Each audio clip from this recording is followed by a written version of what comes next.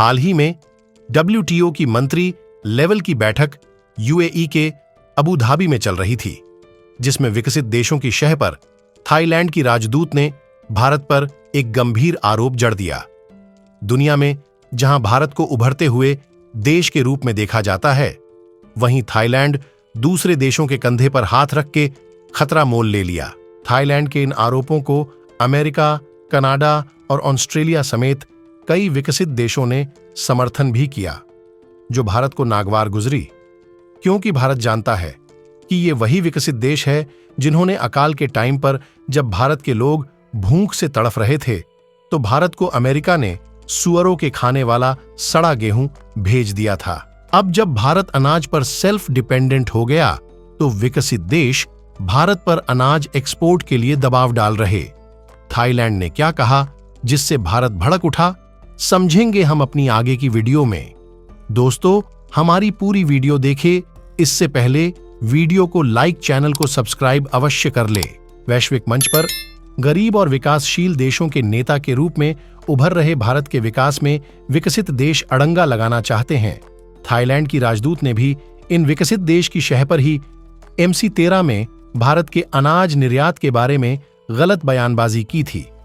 WTO में Thailand की राजदूत ने भारत के बारे में गलत बयानबाजी करते हुए कहा था कि भारत सस्ते में अनाज की सरकारी खरीद कर उसका 40% हिस्सा निर्यात कर देता है, जबकि सरकारी खरीद वाले हिस्से का निर्यात नहीं किया जाता है। भारत अपनी खाद्य सुरक्षा के लिए किसानों से न्यूनतम समर्थन मूल्य पर अनाज की खरीदारी करता है, जिसे गरीबों को राशन के तहत मुफ्त में या कम दाम में दिया जाता है। पिटफील्ड के इस बयान पर चर्चा में मौजूद कई देशों ने अपना समर्थन दिया, जो भारत को नागवार गुजरा। भारत की अध्यक्षता कैबिनेट मिनिस्टर पीयूष गोयल कर रहे थे। इसके बाद भारत ने विरोध में उन बैठकों को बॉयकॉट किया जिनमें थाईलैंड मौजूद था। भारत सरकार ने देश में मौजूद थाईलैंड के राजदूत के सामने भी मामले में विरोध जताया। भारत के विरोध से सहम गया थाईलैंड फौरन अपने बड़बोले राजदूत पिमचनोक पिटफील्ड की WTO से छुट्टी करा दी। भारत की तरफ से बैठक में शामिल हुए केंद्रीय मंत्री पीयूष गोयल ने WTO chief Ngozi Okonjo इवियाला, America और यूरोपीय यूनियन के मंत्रियों के सामने विरोध भी जताया।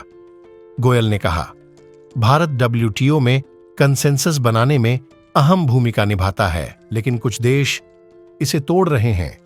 भारत WTO के न्याय सिद्धांतों पर कायम है। हम चाहते हैं कि यहां लिए गए सभी फैसले भारत के किसानों और मछुआरों के हित में हों। भारत थाईलैंड को पछाड़कर पूरी दुनिया में चावल प्रोडक्टिविटी व एक्सपोर्ट के मामले में नंबर 1 पर है। इन सब के बावजूद भी भारत में चावल की जितनी पैदावार होती है, उसका 40% ही फूड सिक्योरिटी के लिए सब्सिडी पर दिया जाता है। बाकी का चावल, जिन्हें सरकारी एजेंसियां नहीं खरीदती हैं, उसे एक्सपोर्ट भी किया जाता है। 2018 से 2022 तक भारत दुनिया में चावल एक्सपोर्ट करने वाला सबसे बड़ा देश रहा। दूसरे नंबर पर थाईलैंड और तीसरे पर वियतनाम था। भारत ने साल 2022 में 2.22 करोड़ टन चावल एक्सपोर्ट किया था। यह दुनिया भर में चावल निर्यात का 40% है। चावल के एक्सपोर्ट में भारत 2019 में थाईलैंड को पछाड़कर शीर्ष स्थान पर चला गया। 2019 में भारत 33%, थाईलैंड 20% पर पहुंच गया। भारत ने 2023 में टूटे और गैर बासमती चावल का एक्सपोर्ट बैन कर दिया था। भारत ने विश्व व्यापार संगठन की बैठक में गेहूं और चावल के निर्यात पर पाबंदी लगाने के अपने फैसले का बचाव किया है। हालांकि संगठन के सदस्य कुछ देशों ने भारत के रुख को लेकर चिंता जताई है।